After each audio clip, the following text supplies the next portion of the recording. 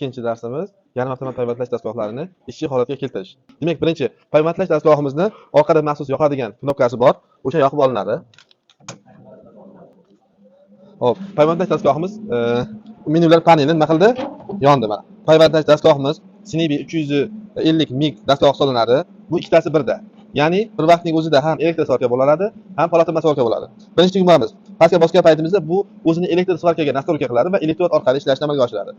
Tepaga bosgan paytimizda bu mig bo'ladi, ya'ni polotamma uchun o'zini nastroyka qiladi. Keyingi nuqtamiz bu 2T va 4T. 4 taktga bosgan paytimizda payvandlash dirjagini bosib, qo'yib olsangiz payvandlash jarayoni davom etadi avtomatik tarzda. 2 taktga bosgan paytingizda esa bosasiz, payvandlash jarayoni davom etadi, qo'yib olgan paytingizda nima qiladi? O'chib qoladi. Ya'ni avtomatik payvandlash rejimi va mexanik payvandlash rejimini yoqib beradi. Mana bunisi gaz chek hisoblanadi. Buni bosgan paytingizda sizning gaz ballonidagi davleniyingiz qanchaga miqdorda berayotganligini ko'rsatib turadi. Buni bossangiz, u gaz chekni tekshirish to'xtatiladi. Keyingi qismi mana bu yerda A va V harflari bilan ko'rsatilgan. A harfimizda har doim tok kuchi amper ko'rsatiladi. Shu bilan birgalikda simning chiqish tezligi ham shu nuqtamizda joylashgan bo'ladi. Bunisida esa volt, ya'ni tokning ko'p kamligini belgilab beradi. Har doim amper va voltni bir-biriga mutanosib tanlash kerak. Ya'ni bundan chiqib kelayotgan simimiz metallga tegish bilan erish kerak. Agar metallga tegish bilan erimasa, orqaga qaytarib yuborsa, nima bo'ladi? Bizning tok tanlovimiz noto'g'ri bo'ladi. Qanchalik metall qalin yoki mustahkam bo'layotgan bo'lsa, shunga qarata tok va volt amperi bir-biriga mutanosib ko'tarilib kelish kerak bo'ladi. Mana bu oq tugmamiz esa bu bosgan paytimizda simni avtomatik dirjak mexanizmidan chiqarib beruvchi mexanizm hisoblanadi.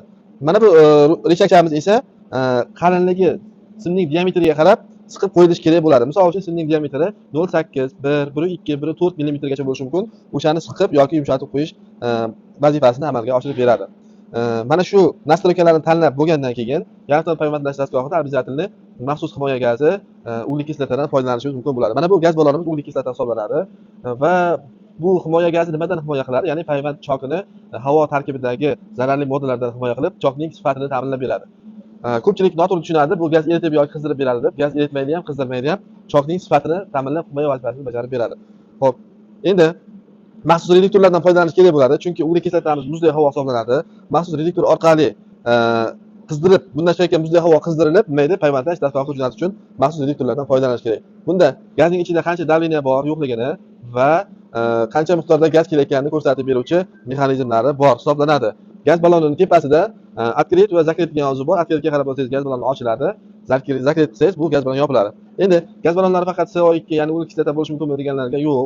Albatta bu mix gaz bo'lishi mumkin. Mix gazda CO2 plus air bo'ladi, ya'ni argon gaz bilan uglekislotani aralashmasi bo'ladi. Bu ham yaxshi effekt beradigan gaz ballonlardan hisoblanadi.